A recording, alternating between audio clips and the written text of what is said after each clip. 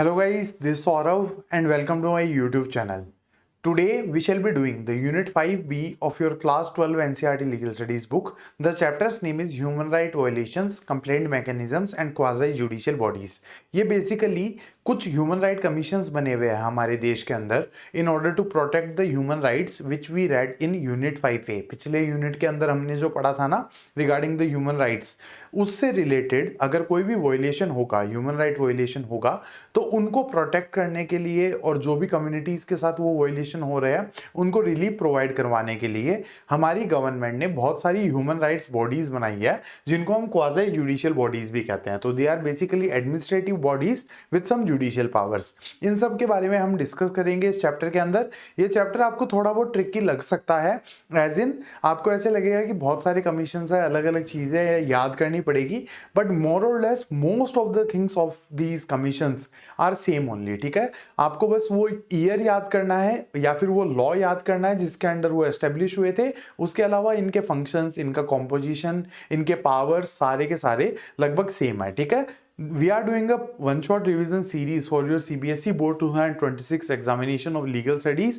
These lectures are being presented by me. I am Saurabh Raj Biwal. I am a graduate of National University Jodhpur and a lawyer by training. Now moving forward with the contents of this particular lecture, तो contents की अगर हम बात करें तो this chapter starts with the introduction. तो introduction के अंदर यही है कि what are the quasi judicial bodies. उसके बाद में there are various human rights commission जिनकी एक लिस्ट बनी हुई है, यहाँ पे भी वो अगली स्लाइड में भी आपको दिखेगी। तो सबसे पहले आ जाता है NHRC, that is the national human rights commission, the most important one. उसके बाद में national commission for minorities NCM जिसे हम कहते हैं, then the national commission for women NCW, then national commission for scheduled caste NCSC and national commission for scheduled tribes NCST। ये एक time पे सेम हुआ करते थे, national commission for scheduled caste and scheduled tribes, इस तरीके से इनका नाम हुआ करता था, बट लेटर ऑन इनको अलग अलग कर दिया गया। And finally we will read about the NCPCR, the national commission for protection of child rights. So these are the human rights commission that we will discuss, and in the meantime we will discuss about their laws कि किस law के under ये establish हुए हैं, इनके composition क्या है, इनके फंक्शंस क्या है, इनके पावर्स क्या है और कंप्लेंट मैकेनिज्म क्या है। ये सारी की सारी चीजें हम इस लेक्चर के अंदर डिस्कस करेंगे। बहुत इजी चैप्टर है, बस आपको लिस्ट बनानी है और मतलब कौन कौन से लॉस के अंडर ये एस्टेब्लिश हुए थे और इनके फंक्शंस, कॉम्पोजिशन, पावर्स लगभग सेम है, कोई ज्यादा खास इनके बीच में डिफरेंस नहीं है। और मैं आपको बता देता हूं कि यूनिट 5A से ज़्यादा सवाल आएंगे, यूनिट 5B से इतने सवाल नहीं आएंगे, क्योंकि ये मैंने आपको पिछले लेक्चर के अंदर भी बोला था कि जिस लेक्चर के अंदर कॉन्स्टिट्यूशन इन्वॉल्व हो गया या जिस चैप्टर के अंदर कॉन्स्टिट्यूशन ऑफ इंडिया अगर इन्वॉल्व हो गया तो उससे सवाल बहुत ज़्यादा बनते हैं। अगर कॉन्स्टिट्यूशन इतना इन्वॉल्व नहीं है तो क्वेश्चंस बनने के चांसेस कम होते हैं। आपकी जो यूनिट 5 है it is of total 10 marks, तो you can expect more question from unit 5A and less questions from unit 5B। Okay, now moving forward with the first topic that is the what are quasi judicial bodies. तो इनके बारे में हम बात कर लेते हैं। तो quasi judicial bodies are administrative authorities under the executive which have power similar to the courts. तो ये एक तरीके से एडमिनिस्ट्रेटिव अथॉरिटीज होती है एग्जीक्यूटिव के अंदर, मतलब स्टेट का जो एग्जीक्यूटिव हेड होता है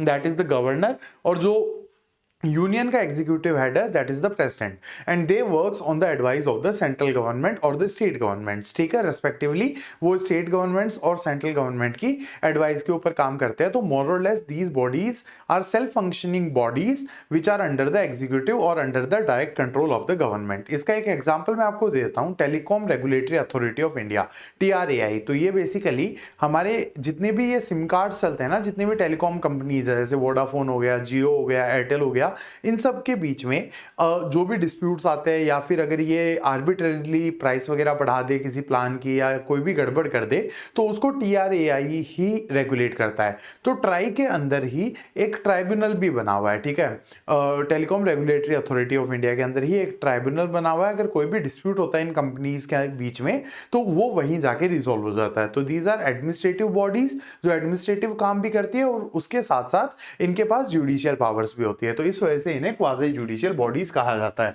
they can resolve disputes, conduct inquiries and impose penalties in certain matters. तो ये डिस्प्यूट रिजोल्यूशन का काम भी करते हैं, इंक्वायरीज वगैरह भी ये कंडक्ट करते हैं, पेनल्टीज भी लगा सकते हैं, और जिन लोगों के साथ ह्यूमन राइट वायलेशन होते हैं उनको ये रिलीफ प्रोवाइड करवाने का काम भी करते हैं। ठीक है, they help in reducing the burden on courts and ensure faster justice delivery. तो हमारे देश के अंदर जो जुडिशियल सिस्टम है या फिर जो कोर्ट वाला सिस्टम है वो ऑलरेडी इतना ज्यादा ओवरबर्डनड है कि जिसकी कोई हद नहीं है। मतलब जस्टिस डिस्पेंशन हमारे देश के अंदर बहुत ज्यादा मुश्किल है, बहुत ज्यादा टाइम लगता है। तो इस चीज को कैटर करने के लिए भी ये मदद करते हैं, बिकॉज ये फास्टर जस्टिस डिलीवरी को इंश्योर करते हैं। और एक और चीज है कि इनके अंदर इस पर्टिकुलर फील्ड के एक्सपर्ट बैठे रहता है। ठीक है, तो अगर मान लो कि एनजीटी है, नेशनल ग्रीन ट्राइब्यूनल है, तो उसके अंदर वो लोग बैठे होंगे एज ए जज हु आर वेरी फ्लुएंट और very well read in the environmental law. ठीक है, तो इस वजह से उनके लिए वो केसेस सॉल्व करना बहुत ज्यादा इजी होता है as compare to a normal जज who is sitting in a district court और इन अ हाई कोर्ट। ठीक है, जिसको इन्वायरमेंट लॉ के बारे में इतना आइडिया नहीं है, समझ गए। तो एनजीटी का जज जो होगा वो इन्वायरमेंटल लॉ का एक्सपर्ट होगा। एनएचआरसी का जो ट्राइब्यूनल है उसके अंदर जो जज होगा he will be expert in human rights. तो इस वजह से जस्टिस डिस्पेंशन इजी और एफिशिएंट दोनों ये बनाते हैं। They act as a link between the administration and the judiciary. तो एडमिनिस्ट्रेशन और जुडिशरी के बीच में ये एक लिंक का काम करते हैं। Example NHRC, the national human rights commission, the most important one. उसके बाद में national commission for minorities, national commission for women. उसके बाद में एक एनसीएलटी नाम की चीज है। अगर आप क्लैट वगैरह की तैयारी कर रहे हो और अगर आप कोई लॉ यूनिवर्सिटी ज्वाइन करोगे तो एनसीएलटी से पक्का आपका पाला पड़ने वाला है, बिकॉज कंपनी लॉ के सारे मैटर इसी के अंदर जाते हैं। एनसीएलटी का फुल फॉर्म है नेशनल कंपनी लॉ ट्राइब्यूनल। तो अगर मान लो रिलायंस और टाटा के बीच में कोई डिस्प्यूट हो गया तो वो नॉर्मल डिस्ट्रिक्ट कोर्ट में नहीं जाएगा, वो एनसीएलटी के अंदर जाएगा। एनसीएलटी से जो डिसीजन आता है, अगर मान लो कोई भी पार्टी उससे सेटिस्फाइड नहीं है, then it goes to the NCLAT, national company law appellate tribunal. और वहां से अगर डिसीजन के साथ कोई पार्टी सेटिस्फाइड नहीं है, then that case will go to the concerned high court. अगर मान लो मुंबई के अंदर केस हुआ है, मुंबई एनसीएलटी के अंदर केस हुआ है, तो मुंबई के अंदर ही एनसीएलटी होगा, अपीलेट ट्राइब्यूनल उसी का। अगर मान लो उसके जजमेंट से भी कोई सेटिस्फाइड नहीं है तो वो बॉम्बे हाई कोर्ट को अप्रोच कर सकते हैं। ठीक है, उसके बाद में एक इनकम टैक्स ट्राइब्यूनल्स होते हैं, सर्विस ट्राइब्यूनल्स होते हैं, administrative tribunals, lord man tribunals are there. ठीक है, तो बहुत ऐसी क्वाजी जुडिशियल बॉडीज है जिनके पास एडमिनिस्ट्रेटिव और जुडिशियल दोनों तरीके की पावर होती है। ठीक है, so this is your introductory और the first topic. Now moving forward with the next thing, that is various human rights commission. तो हमारे देश के अंदर कुछ ह्यूमन राइट्स कमीशंस गवर्नमेंट ने बनाए हैं in order to protect the people who are getting affected by the human right violations. ठीक है, India has established various commissions to protect human rights of different sections of the society. ठीक है, अलग अलग vulnerable sections जो है ना उनके human rights को protect करने के लिए अलग अलग commissions भारत सरकार ने बनाए हैं. These bodies are created under specific laws and are either statutory or constitutional in nature. तो ये bodies या तो statutory है, मतलब कोई specific law बना के इनको establish किया गया है, या फिर constitutional भी हो सकते हैं, जैसे national commission for scheduled caste और national commission for scheduled tribe जो है, they are constitutional bodies. They are independent, autonomous and transparent institutions. ठीक है, तो ये इंडिपेंडेंट होते हैं मतलब सेल्फ फंक्शनिंग होते हैं, ऑटोनोमस का मतलब सेल्फ फंक्शनिंग होता है, independent from any kind of pressure. ठीक है, क्योंकि जुडिशरी की इंडिपेंडेंस मेंटेन करना हमारे डायरेक्टिव प्रिंसिपल्स के अंदर लिखा हुआ है, आर्टिकल 50 के अंदर लिखा हुआ है, ये आपको आइडिया होगा. तो they have judicial powers as well, तो इनको इंडिपेंडेंट रखना बहुत ज्यादा जरूरी है. ऑटोनोमस मतलब ये सेल्फ फंक्शनिंग होते हैं, और उसके अलावा ट्रांसपेरेंसी भी इनके अंदर बहुत ज्यादा मेंटेन होती है, मतलब मोर और less of their information is updated on their websites regularly. उसके बाद में their main aim is to safeguard rights of vulnerable groups like women, minorities, एससीज, एसटीज एंड चिल्ड्रन. तो इनका मेन एम क्या है? To safeguard the rights of the people और the groups which are more vulnerable to the human right violations. Like women are facing discrimination since a long period of time, since centuries. उसके अलावा minorities जो है वो बहुत सारे human right violations या फिर डिस्क्रिमिनेशन फेस करते हैं. एससीज और एसटीज भी डिस्क्रिमिनेशन फेस करते हुए आए हैं, और चाइल्ड राइट्स के वायलेशन भी लगातार होते रहते हैं. तो इन सबको प्रोटेक्ट करने के लिए अलग अलग ह्यूमन राइट्स कमीशन हमारी सरकार ने बनाए हैं, जिनके बारे में हम डिटेल में इस चैप्टर के अंदर डिस्कस करेंगे. The national commissions have jurisdiction over the whole country. Jurisdiction का मतलब होता है पावर. ठीक है, तो नेशनल कमीशंस जो है, जैसे एनएचआरसी है, नेशनल ह्यूमन राइट्स कमीशन, उसका पावर जो है वो पूरे देश के ऊपर होगा, और जो स्टेट कमीशन है जैसे state human right commission of Tamil Nadu, तो उसका पावर होगा over the state of Tamil Nadu, ठीक है। तो state commission function at the state level for better accessibility, क्योंकि नेशनल कमीशन के पास तो काम ज्यादा होगा ना, जबकि स्टेट कमीशन के पास ऐसा कोई सीन नहीं होता है, तो इनकी एक्सेसिबिलिटी बेटर रहती है, ये स्टेट लेवल के ऊपर काम करते हैं, ठीक है। तो this is about the introduction to the various human rights commission. अब हम बात करते हैं कौन कौन से ह्यूमन राइट्स कमीशन हमारे पास है। तो अगर अलग अलग ह्यूमन राइट्स कमीशन के बारे में हम देखें तो the most fundamental human rights bodies in our country are, सबसे पहले NHRC national human rights commission, ठीक है। उसके बाद में national commission for women NCW जिसे हम कहते हैं, नेशनल कमीशन फॉर माइनॉरिटीज। ये तीनों कमीशंस जो है वो अलग अलग लॉज के अंडर एस्टेब्लिश किए गए हैं। These are statutory bodies not constitutional bodies. Statutory bodies मैं आपको फिर बता देता हूं, the body which is being established by a legislation, कोई लॉ बना के जिस बॉडी को एस्टेब्लिश किया गया उसे स्टैट्यूटरी बॉडी कहा जाता है। उसके बाद में दो कॉन्स्टिट्यूशनल बॉडीज आ जाती है, national commission for schedule caste and national commission for schedule tribe. ये कोई टाइम पे एक हुआ करते थे, एनसीएससी और एनसीएसटी एक टाइम पे एक हुआ करते थे, बाद में इनको अलग कर दिया गया था, ठीक है। उसके बाद में finally we have national commission for protection of child rights, that is NCPCR. It is also a statutory body made by a specific legislation, ठीक है। Now we will be discussing each and every one of them in detail, इनके functions, इनका composition, इनके members कितने होते हैं, tenure क्या है, पावर क्या है, ये सारी चीजें हम डिस्कस करेंगे। But before discussing that I have got a very important announcement for you all, that all the notes and PPTs which I am using in my videos, अभी तो मैं चैप्टर वाले वीडियो शूट कर रहा हूं, लगभग book के and तक पहुंच चुका हूं, ठीक है। उसके बाद में मैं ये अदर वीडियोस होते हैं ना, जैसे स्ट्रेटेजी वाले वीडियोस हो गए, या फिर आंसर राइटिंग कैसे करनी है, पीवाईक्यू सॉल्यूशंस, ये सारी की सारी चीजें भी डिस्कस करूंगा। तो all the notes and PDFs which I am using in these videos are available for free to you all, ठीक है। कोई पैसा नहीं लगेगा, सब कुछ फ्री है, ठीक है। अब इनको एक्सेस कैसे करना है ये मैं आपको बता देता हूं।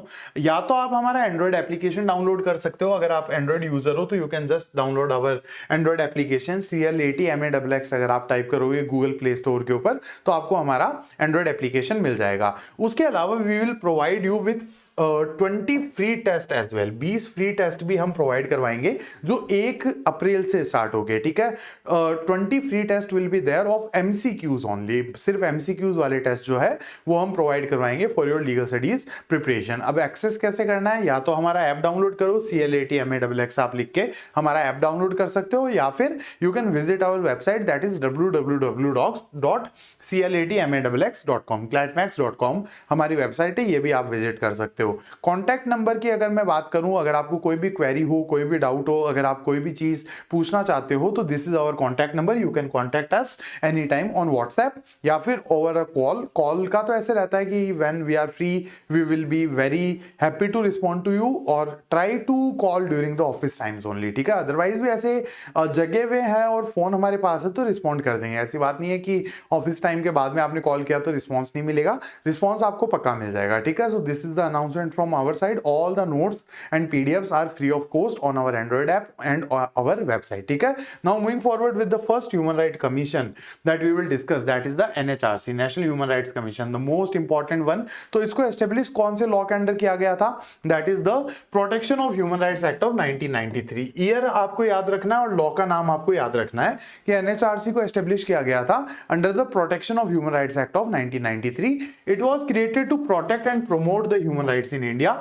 इंडिया के अंदर ह्यूमन राइट्स को प्रोटेक्ट करना है और उनको प्रमोट भी करना है, मतलब लोगों को अवेयर भी करना है regarding the basic human rights in our country. ये इसका मेन एम था टू क्रिएट द NHRC। उसके बाद में it provides a platform for complaints against human right violations. तो अगर कोई भी ह्यूमन राइट वायलेशन हो रहा है किसी के खिलाफ तो they can file a complain in NHRC, या फिर आपके खिलाफ ह्यूमन राइट वायलेशन नहीं हो रहा बट आप किसी और के खिलाफ ह्यूमन राइट वायलेशन होता हुआ देख रहे हो तो भी आप NHRC के अंदर कंप्लेन फाइल कर सकते हो। The act also led to establishment of state human rights commission. तो ये वाला जो लॉ है ना, protection of human rights act of 1993, इसी एक्ट के अंदर हर स्टेट के अंदर स्टेट ह्यूमन राइट कमीशन भी बनाए गए, क्योंकि national human right commission, India is a very large country, ऐसे देश के अंदर एक ही कमीशन अगर हो ह्यूमन राइट वायलेशन के मामलों को सुनने के लिए, तो it will become very difficult for it, ठीक है। तो बेटर एक्सेसिबिलिटी के लिए स्टेट ह्यूमन राइट कमीशंस को भी एस्टेब्लिश किया गया।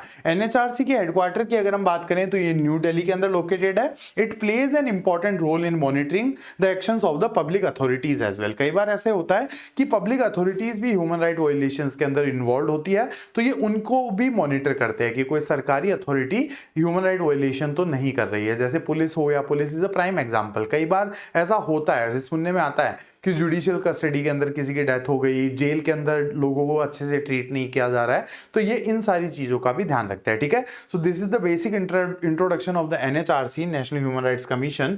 Now moving forward with the next thing, that is the composition, appointment and tenure of the members. तो देखो कॉम्पोजिशन की अगर हम बात करें तो एनएचआरसी के अंदर एक तो चेयरपर्सन होता है, उसके अलावा 4 मेंबर्स होते हैं और एक सेक्रेटरी जनरल होता है। Secretary general is generally an IAS officer, ये एक आईएएस ऑफिसर होते हैं, सीनियर आईएएस होते हैं, ये पूरा का पूरा एडमिनिस्ट्रेशन का काम संभालते हैं। उसके अलावा भी बहुत ज्यादा स्टाफ होता है, but these are the major decision making people, ठीक है। अब चेयरपर्सन जो है, he must be a former CJI, former chief justice of India, ही इसका चेयरपर्सन बन सकता है एनएचआरसी का। उसके बाद में मेंबर्स इंक्लूड 1 सुप्रीम कोर्ट जज, 1 हाई कोर्ट जज, 1 high court chief justice and 2 experts in human rights. तो ये जो 4 मेंबर लिखे हुए हैं ना, ये कौन कौन हो गए, ये यहाँ पे लिखा हुआ है। एक तो सुप्रीम कोर्ट जज एग्जिस्टिंग, एक हाई कोर्ट का एग्जिस्टिंग चीफ जस्टिस, जो 25 हाई कोर्ट है ना इंडिया में, उनमें से किसी एक हाई कोर्ट का चीफ जस्टिस इसका मेंबर होगा, और 2 expert in the field of human rights. They are appointed by the president of India on recommendation of a committee, ठीक है। ये अपॉइंट किए जाते हैं बाय द प्रेसिडेंट, और प्रेसिडेंट देखो रिकमेंडेशन के ऊपर ही काम करता है, उनकी खुद की पावर तो कुछ होती नहीं है। He is just a nominal head, ठीक है, ही और she is just a nominal head. तो यहाँ पे एक हाई लेवल कमिटी है जो रिकमेंडेशन देती है regarding the appointment of the members of the NHRC. और इस कमिटी के अंदर कौन कौन होता है, the prime minister of the country, Lok Sabha speaker, home minister and the leader of opposition. तो अगर इनके नाम ले तो मोदी जी हो गए, ओम बिरला साहब हो गए, अमित शाह हो गए और राहुल गांधी हो गए। ये सारे सारे मिलकर एडवाइस करेंगे to appoint the members of the national human rights commission, ठीक है। सेक्रेटरी जनरल, मैंने आपको बताया था ये सीनियर आईएएस ऑफिसर होते हैं, acts as the chief executive officer, members serve for a fixed tenure as prescribed by law. तो ये जनरली ऐसे ही होता है कि या तो 5 साल का टाइम होता है या फिर 70 इयर्स की age, whichever is earlier, ठीक है। ये जनरली ये होता है, और सरकार इनको थोड़ा बहुत चेंज करती रहती है, ठीक है। So this is the composition, appointment and tenure of NHRC. Now moving forward with the functions of NHRC, कौन कौन से फंक्शंस कैरी आउट करते हैं। तो सबसे पहले they investigate the cases of human right violation and negligence by public servants. तो सबसे पहला काम इनका क्या है, इन्वेस्टिगेशन करना regarding the human right violation which are happening in the country. और अगर कोई पब्लिक सर्वेंट या पब्लिक अथॉरिटी, सरकारी अथॉरिटीज कोई नेग्लिजेंस कर रही है तो उसको ये इन्वेस्टिगेट करते हैं। उसके बाद में they can take action on complaints, court directions और suo motu basis and provide relief to the victim of injustice. तो ये इनके पास जो डायरेक्ट कंप्लेन आती है उसके ऊपर एक्शन ले सकते हैं। अगर कोर्ट ने एनएचआरसी को बोला, मान लो किसी भी हाई कोर्ट ने या सुप्रीम कोर्ट ने एनएचआरसी को बोला कि आप इस चीज के ऊपर एक्शन लो, तो ये एक्शन ले सकते हैं। या फिर सुओ मोटो बेसिस पे, सुओ मोटो का मतलब क्या होता है, सेल्फ कॉग्निजेंस, मतलब अपने आप। अगर मान लो एनएचआरसी को पता चला कि वहां पे ह्यूमन राइट वायलेशन हो रहा है, तो वो अपने आप भी उस मामले का कॉग्निजेंस ले सकते हैं, ठीक है। और उसके अलावा ये क्या करते हैं, इमीडिएट रिलीफ प्रोवाइड करवाते हैं। सबसे पहला काम होता है इमीडिएट रिलीफ प्रोवाइड करवाना, और उसके बाद में जो भी दोषी है उसको सजा दिलवाना। ये इनके काम होते हैं, ठीक है। उसके बाद में अगला जो काम है, they visit jails and detention centres to examine the living conditions. तो इंडिया के अंदर जेल्स के अंदर जो लिविंग कंडीशंस है वो बहुत ज्यादा खराब है प्रिजनर्स की। तो ये लगातार रैंडमली विजिट करते हैं जेल्स और डिटेंशन सेंटर्स को, और वहां के लिविंग कंडीशंस को एग्जामिन करते हैं कि वहां पे बेसिक ह्यूमन राइट्स के स्टैंडर्ड्स मेंटेन हो रहे हैं या नहीं हो रहे हैं। उसके अलावा they reviews constitutional and legal safeguards for human rights as well, ठीक है।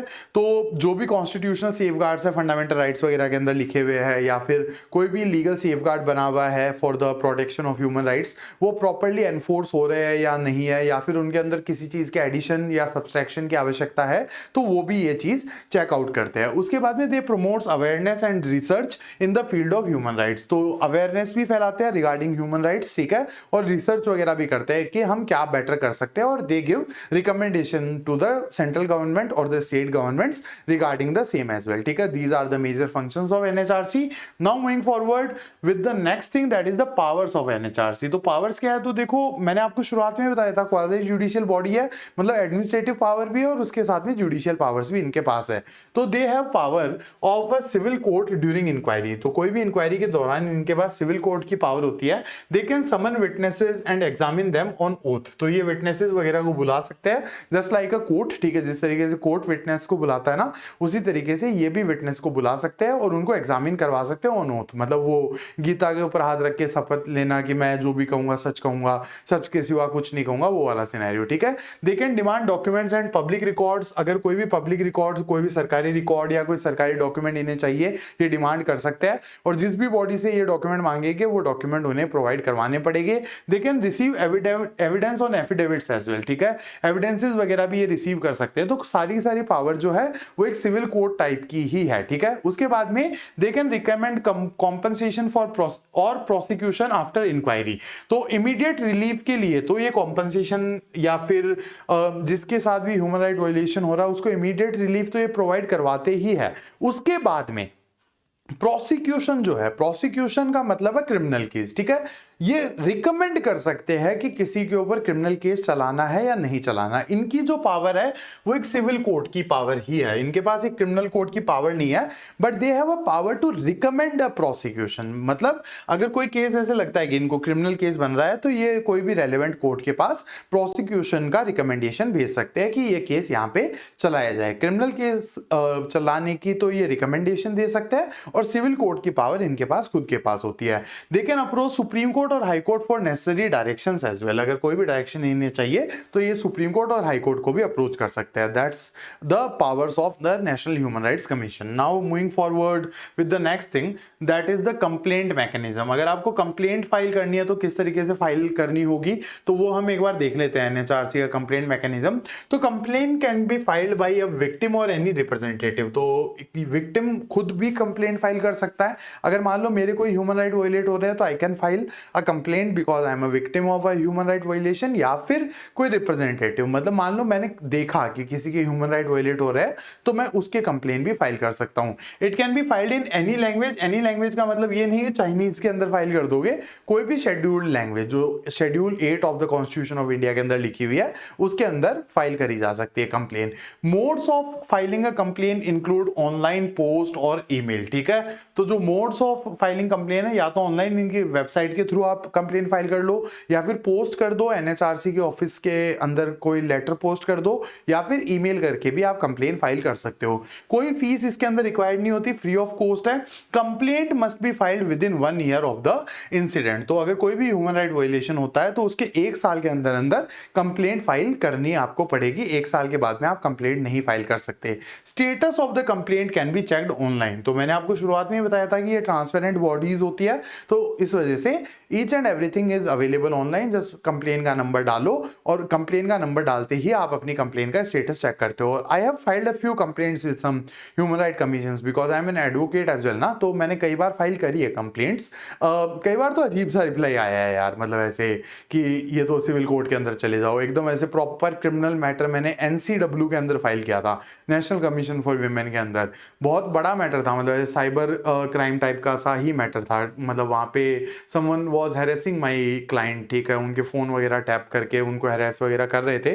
तो इस तरीके की कंप्लेन मैंने एनसीडब्ल्यू के अंदर फाइल करी थी और एनसीडब्ल्यू ने रिप्लाई दिया था कि ये एक सिविल मैटर है, तो that was a different story. लेकिन 1-2 बार मैंने एनएचआरसी और एनसीएम के बहुत पॉजिटिव रिस्पॉन्सेज भी देखे हैं। I have dealt with these commissions for like 2-3 times. 1-2 bar review negative था, 1-2 बार रिव्यू पॉजिटिव था, बट हाँ जनरली जो इनका प्रोसेस है वो काफी स्मूथ है। कंप्लेन वगैरह फाइल करने का प्रोसेस बहुत ईजी है, ठीक है। Just go to their website और जो भी कंप्लेन है आप लिखो, अपनी ईमेल आईडी डालो, अपना फोन नंबर डालो, ओटीपी आएगा और जो भी स्टेटस होगा कंप्लेन का वो आपके पास लगातार मैसेज के थ्रू आता रहता है। तो that is also one of advantage of filing complaint with these particular commissions. और वो एक्सेप्ट हो गई तो ये सच में एक्शन भी लेते हैं उसके ऊपर, ठीक है। So this is the complaint mechanism. Now moving forward with one another announcement, one another thing, एक अनाउंसमेंट और जो मैं इसके बाद में करूंगा आपको। तो नेशनल कमीशन फॉर माइनॉरिटीज के बारे में बात करते हैं। सेकंड ह्यूमन राइट कमीशन जो हम डिस्कस करेंगे दैट इज द एनसीएम, ठीक है। तो it was established under the national commission for minorities act of 1992। इसको एस्टेब्लिश कौन से लॉ के अंडर किया गया था?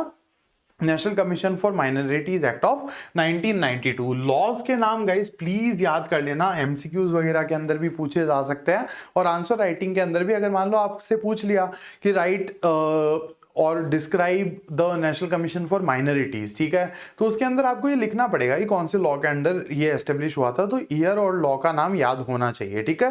रिकॉग्नाइज माइनॉरिटीज इंडिया के अंदर कौन कौन सी है? तो दीज 6 आर रिकॉग्नाइज माइनॉरिटीज। तो एक तो मुस्लिम्स हो गए, क्रिश्चियन 6 आर देयर, उसके बाद में बुद्धिज्म जो रिलीजन है they are also minority community in our country, then Jains, then Parsis, ठीक है। तो अगर इनमें से किसी भी कम्युनिटी के साथ किसी भी प्रकार का डिस्क्रिमिनेशन या फिर ह्यूमन राइट वायलेशन होता है तो NCM is the authority to approach, ठीक है। It protect the rights of religious minority communities in India. The NCM ensures equality and protection against discrimination, की माइनॉरिटी कम्युनिटी के साथ कोई डिस्क्रिमिनेशन ना हो, इस चीज को ये इंश्योर करते हैं और इक्वालिटी को मेंटेन करने के अंदर मदद करते हैं। उसके बाद में state minority commission also function at the state levels. They together with the national commission for minorities provide a platform for minority grievances. तो इनके नीचे स्टेट लेवल पे स्टेट माइनॉरिटी कमीशंस भी होते हैं, just like the NHRC and SHRC. National human right commission और state human right commission थे ना, उसी तरीके से NCM and HCM that is the state commission for minorities, ठीक है। और जो माइनॉरिटीज है वो ये है और ईयर है 1992 और लॉ था national commission for minorities act of 1992, ठीक है। Now moving forward with the composition, appointment and tenure. तो कॉम्पोजिशन की अगर हम बात करें तो एक तो चेयरपर्सन है, एक वाइस चेयरपर्सन है और 5 मेंबर्स है इसके अंदर, ठीक है। Members are appointed by the central government. तो यहाँ पे प्रेसिडेंट अपॉइंट नहीं करता, सेंट्रल गवर्नमेंट अपॉइंट करते हैं। Majority of member belongs to the minority communities. तो मेनली सिखिज्म हो गया, बुद्धिज्म हो गया या फिर इस्लाम हो गया, इन कम्युनिटी से ही इनके मेंबर्स अपॉइंट किए जाते हैं generally. Members are persons of ability, integrity and experience. और उसके बाद में tenure is generally 3 years। They are supported by administrative staff. तो आईएएस आईपीएस ऑफिसर जनरली इनको सपोर्ट करते हैं, ठीक है। या फिर जो स्टेट लेवल ऑफिसर्स होते हैं ना, जैसे राजस्थान में Rajasthan administrative services RAS officers होते हैं, वो भी इनको हेल्प आउट करते हैं वो एडमिनिस्ट्रेटिव फंक्शनिंग के लिए, ठीक है। So this is the composition, appointment and tenure of the national commission for minorities. Now the functions of NCM. Functions देख लेते हैं क्या क्या करते हैं। तो they monitor the development of minority communities, की माइनॉरिटी कम्युनिटीज मेजोरिटी कम्युनिटीज की तरह डेवलप कर पा रही है नहीं कर पा रही, इस चीज को ये मॉनिटर करते हैं। उसके बाद में they evaluate the safeguards provided in constitution and laws and makes recommendations to the government. तो जो भी सेफगार्ड्स माइनॉरिटीज को मिले हुए कॉन्स्टिट्यूशन के अंदर और अलग अलग कानूनों के अंदर, उनको इवेलुएट करते हैं और अगर कोई भी चेंज वगैरह उनके अंदर करना है तो ये रिकमेंडेशन देते हैं टू द सेंट्रल गवर्नमेंट और the state government which is concerned. They handle the complaints of discrimination against minorities. They conduct research and studies on minority issues, की कोई भी इशूज अगर आ रहे हैं माइनॉरिटी से रिलेटेड तो उसके ऊपर ये रिसर्च वगैरह और स्टडीज वगैरह भी कंडक्ट करते हैं। They submits the report to the central government, ठीक है। ये जनरली एनुअली सबमिट करते हैं अपनी रिपोर्ट को टू द सेंट्रल गवर्नमेंट, ठीक है। उसके बाद में कंप्लेंट मैकेनिज्म की अगर हम बात करें, कंप्लेंट किस तरीके से फाइल करनी है, तो सबसे पहले तो देखो only the people belonging to minority communities can file a complaint, या फिर people who are concerned with the rights of minority communities can file a complaint, ठीक है। तो complaint must relate to minority rights. Cases pending in court are not entertained. अगर यहाँ पे एक चीज आप नोट डाउन कर लेना कि अगर किसी भी कोर्ट के पास केस चल रहा है या फिर किसी दूसरे कमीशन के पास केस चल रहा है, तो फिर उसके बाद में आप किसी और कमीशन के अंदर केस फाइल नहीं कर सकते। जैसे मान लो आपने एनएचआरसी के अंदर केस फाइल कर दिया, फिर आप एनसीएम जा रहे हो, वो अलाउड नहीं है, ठीक है। अगर आप एनसीएम जाना चाहते हो तो सिर्फ एनसीएम ही जाना है, एनएचआरसी जाना चाहते हो तो सिर्फ एनएचआरसी जाना है, या फिर कोर्ट के अंदर जाना है तो सिर्फ वहां पे। ऐसे नहीं है कि आप 10 जगह एक साथ केस फाइल कर रहे हो, ठीक है। The complaints older than 1 year are generally rejected, तो 1 साल के अंदर अंदर आपको कंप्लेंट फाइल करनी पड़ेगी। अनोनिमस और वेग complaint are not accepted.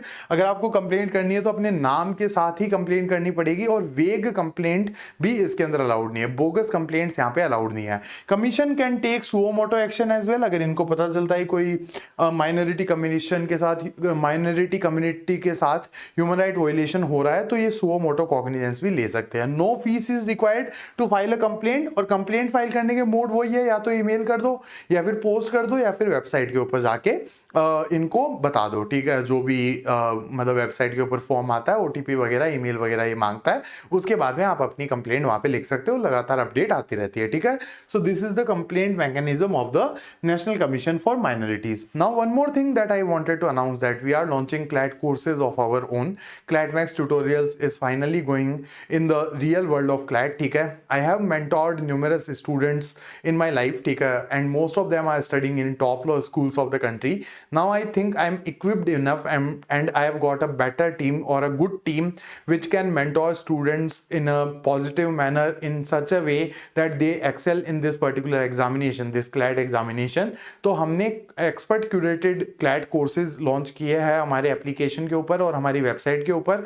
You can just go and check that out. वहाँ पे हमारे टॉपर्स की लिस्ट भी लगी हुई है, जिन भी बच्चों को मैंने मेंटोर किया है तो उनकी लिस्ट वगैरह भी लगी हुई है। तो अगर ऐप आप डाउनलोड करना चाहते हो तो CLATMAXX नाम से आप टाइप करोगे गूगल प्ले स्टोर के ऊपर, तो आपको हमारा ऐप मिल जाएगा। उसके अलावा हमारी वेबसाइट है www.clatmax.com, कॉन्टैक्ट नंबर यहाँ पे लिखा हुआ है। उसके ऑफरिंग्स मैं आपको बता देता हूं कोर्स के, तो they will be expert curated CLAT courses, online classes will be there, personalize mentorship, ठीक है। आपको पर्सनल मेंटोर मिलेगा जो लगातार आपके स्टडी शेड्यूल का ध्यान रखेगा, आपकी अगर कोई भी पढ़ाई के अंदर दिक्कत आ रही है उनको कैटर किया जाएगा। कॉम्प्रिहेंसिव स्टडी मटेरियल, काफी सारा प्रिंटेड स्टडी मटेरियल आपके घर पे डिलीवर किया जाएगा, and finally affordable pricing will also be there, ठीक है। So these are the offerings from the side of Clatmax tutorials. Now moving forward with the next commission, that is the national commission for women. हम NHRC discuss कर चुके हैं और national commission for minorities हम discuss कर चुके हैं। Now we will discuss the NCW, that is the national commission for women. तो it was established in 1992 again under the national commission for women act of 1990। अब देखो यहाँ पे catch point आ रहा है, एस्टेब्लिश किया गया था 1992 के अंदर, लेकिन लॉ आया है 1990 के अंदर, ठीक है।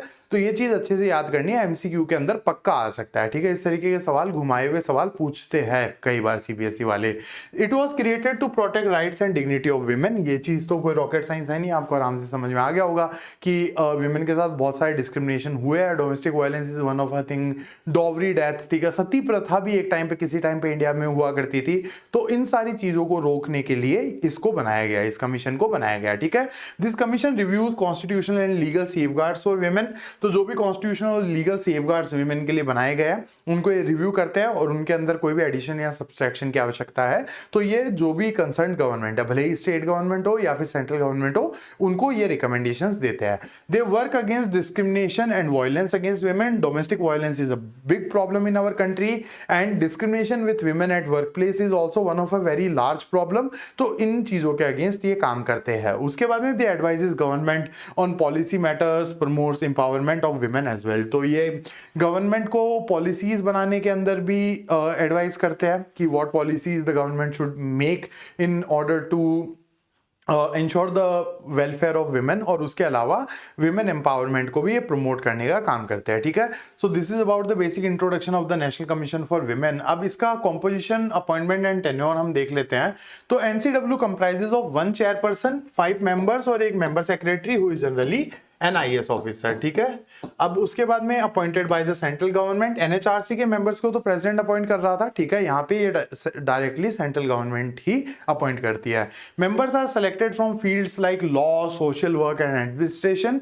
At least one member must belong to SC और ST कैटेगरीज, ठीक है। उसके बाद में member secretary administrative work handle करता है, जो भी एडमिनिस्ट्रेटिव काम होते हैं। ही और she is basically NIS officer, तो they handle the administrative task, और ये लोग जो है वो कहीं ना कहीं डिसीजन मेकिंग और बाकी काम करते हैं, ठीक है। टेन्योर इज जनरली 3 years, ठीक है। इनका जो टेन्योर होता है वो जनरली 3 साल का होता है। Now moving forward with the functions of the national commission for women, तो फंक्शंस की बात करें तो they investigates issues related to the women rights. तो कोई भी इशू चल रहा है विमेन राइट से रिलेटेड तो उसका ये इन्वेस्टिगेशन वगैरह करते हैं। लॉज जो बनाए हैं सरकार ने विमेन से रिलेटेड, जैसे prevention of sexual harassment of women eight work place act 2013 का लॉ है। उसके अलावा डोमेस्टिक वायलेंस प्रिवेंशन एक्ट 2005 का लॉ है। उसके अलावा अब मेंस्ट्रुअल हेल्थ को राइट टू लाइफ का पार्ट बना दिया है सुप्रीम कोर्ट ऑफ इंडिया ने। तो ये जितने भी लॉज है इनको रिव्यू करते हैं, और अगर कोई रिफॉर्म चाहिए तो वो सजेशन भी देते हैं ये, ठीक है। They handle the complaints and take action as well, ठीक है। They can take suo motu notice of issues, अगर इनको पता चलता है कि कहीं पे विमेन के साथ कोई भी बदतमीजी वाला व्यवहार या फिर इस तरीके का सिनेरियो हो रहा है जहां डिस्क्रिमिनेशन, डोमेस्टिक वायलेंस, डॉवरी वगैरह कुछ भी, तो ये सुओ मोटो एक्शन भी ले सकते हैं। They conduct research and awareness programmes, inspects institutions where women are kept, तो ऐसी जगहों को भी ये इंस्पेक्ट करते हैं जहां पे विमेन को रखा जाता है, ठीक है। जैसे मान लो कोई ऐसा एब्डक्शन सेंटर हो गया, या फिर मान लो कि कोई ओल्ड एज होम हो गया फॉर विमेन, इस तरीके की जगहों को भी ये इंस्पेक्ट वगैरह करते हैं, ठीक है। These are the functions of the national commission for women. Now powers की अगर बात करें तो powers are like same with the NHRC। They have power of a civil court, they can summon witnesses and examine them on oath, ठीक है। Just like a civil court ये witnesses को बुला सकते हैं और उनसे ओथ के ऊपर एग्जामिनेशन करवा सकते हैं, ठीक है। एग्जामिनेशन का मतलब क्या है, कोई भी चीज उनसे पूछी जा सकती है, विटनेस से गवाह लिए जा सकते हैं। डॉक्यूमेंट्स वगैरह डिमांड कर सकते हैं, सरकारी डॉक्यूमेंट और रिकॉर्ड्स का डिमांड ये कर सकते हैं। They can receive evidence on affidavits as well, ठीक है। एफिडेविट वगैरह निकाल के एविडेंसेस वगैरह रिसीव कर सकते हैं। They can inspect institutions and recommend actions, ठीक है। तो इंस्पेक्शन भी कर सकते हैं इंस्टीट्यूशंस का, और एक्शन वगैरह भी रिकमेंड करते हैं। They plays advisory role to the government as well. तो these are the powers of national commission for women. तो हम कुल मिला के टोटल 3 कमीशंस के बारे में डिस्कस कर चुके हैं। Now we shall be discussing the national commission for scheduled caste, और उसके बाद में national commission for scheduled tribes, ठीक है।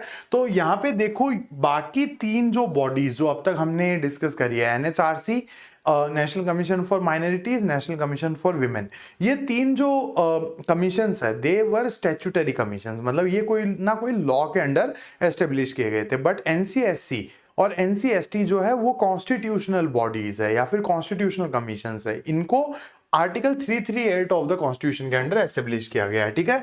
Initially there was a combined commission for SCs and STs, बाद में इनको अलग कर दिया गया। They were separated into 2 bodies by the 89th constitutional amendment in 2003। ये भी याद रख लेना MCQ के हिसाब से, ये भी इंपॉर्टेंट हो सकता है। आर्टिकल भी इंपॉर्टेंट है, द आर्टिकल 338, और इनको अलग कब किया गया, 2003 के अंदर। अमेंडमेंट कौन सा था, 89th कॉन्स्टिट्यूशनल अमेंडमेंट, ठीक है।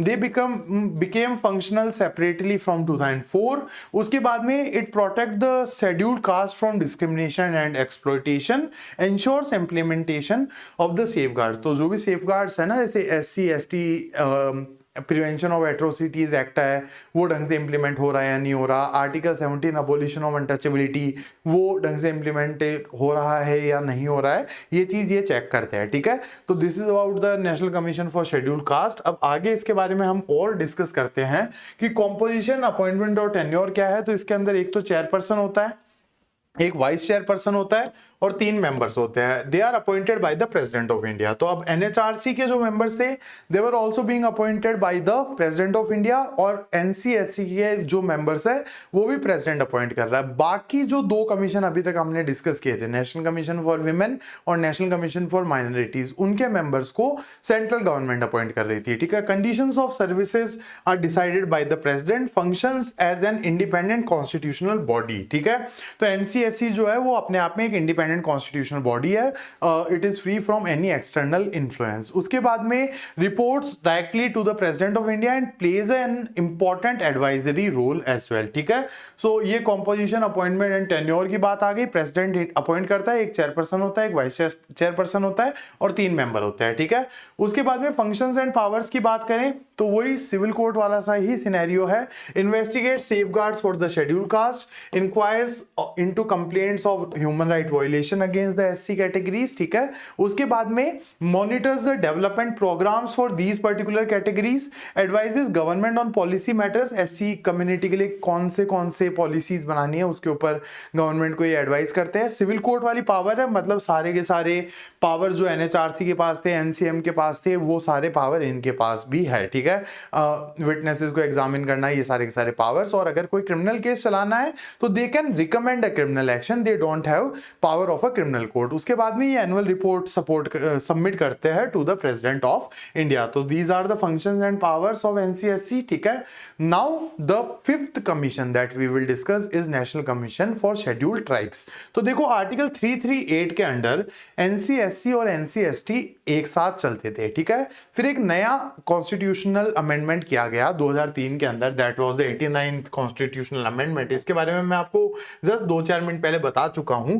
तो इसके थ्रू एक नया आर्टिकल क्रिएट हुआ, दैट वाज आर्टिकल 338A, ठीक है। एनसीएससी जो है, national commission for scheduled cast, वो चलता है आर्टिकल 338 के अंडर, जबकि एनसीएसटी जो है वो चलता है आर्टिकल 338A के अंडर, ठीक है। So that's the difference.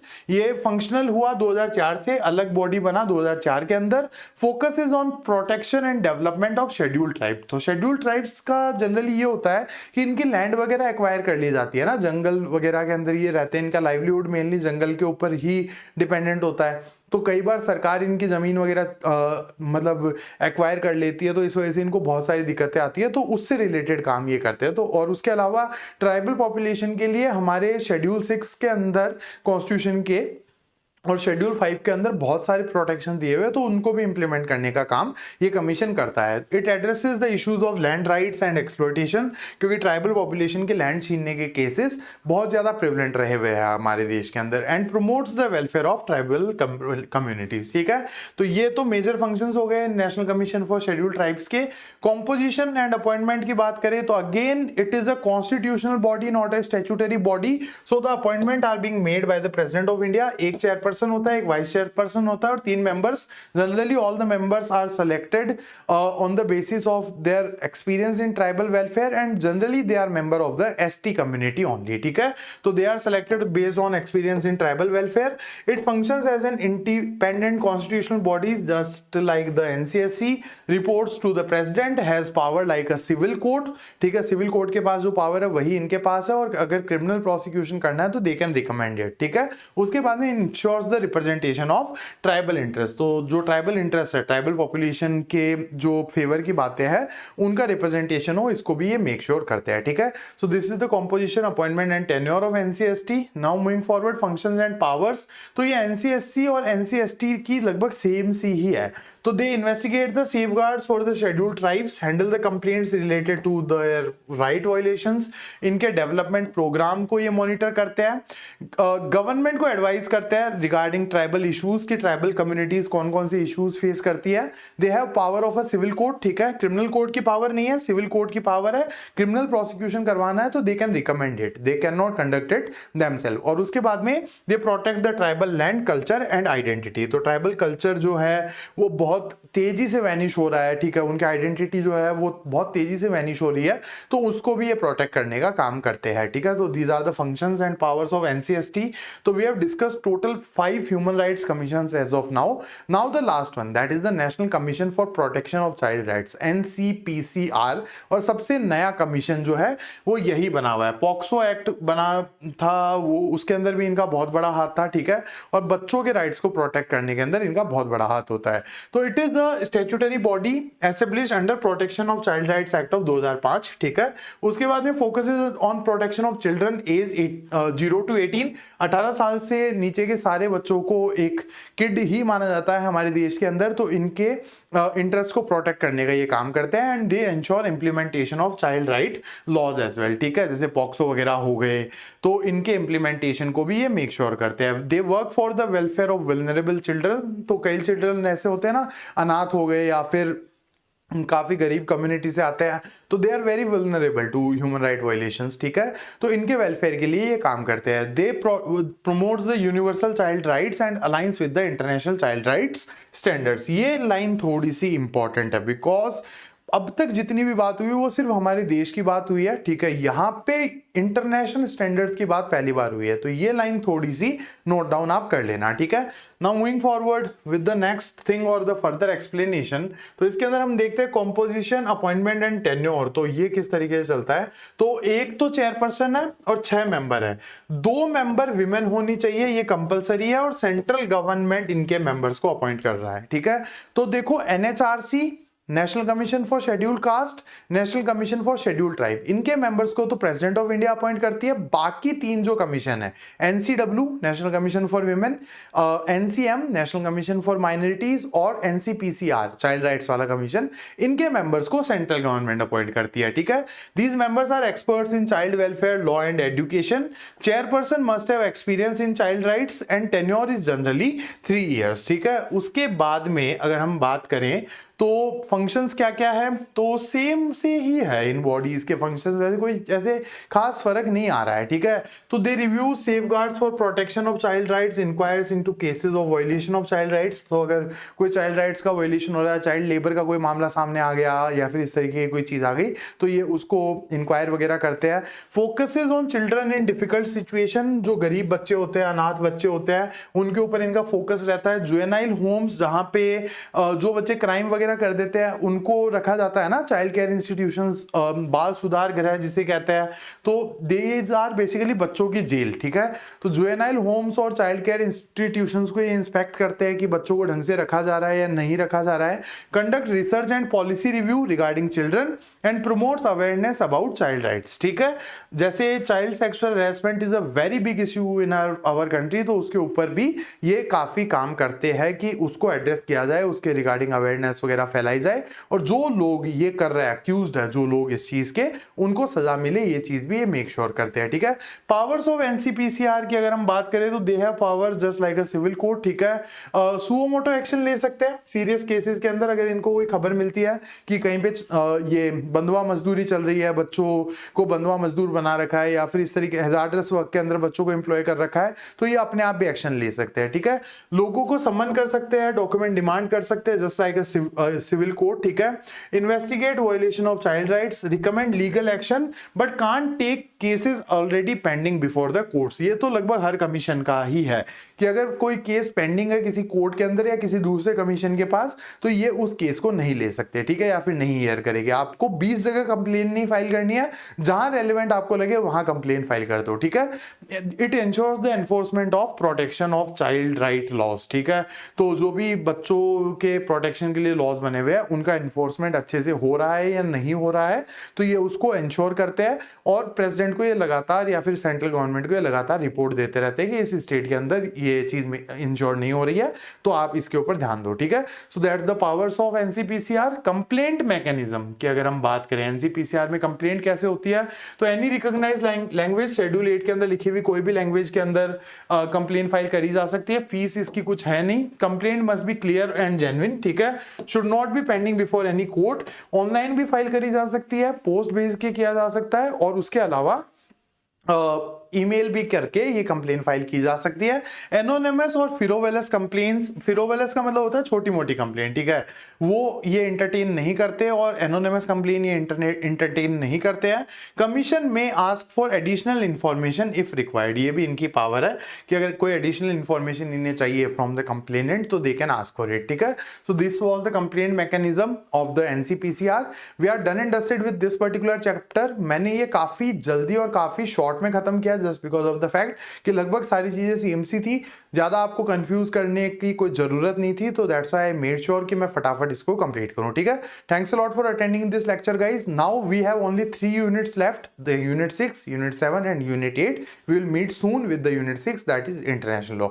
Thanks a lot and best of luck for your examination. See you guys.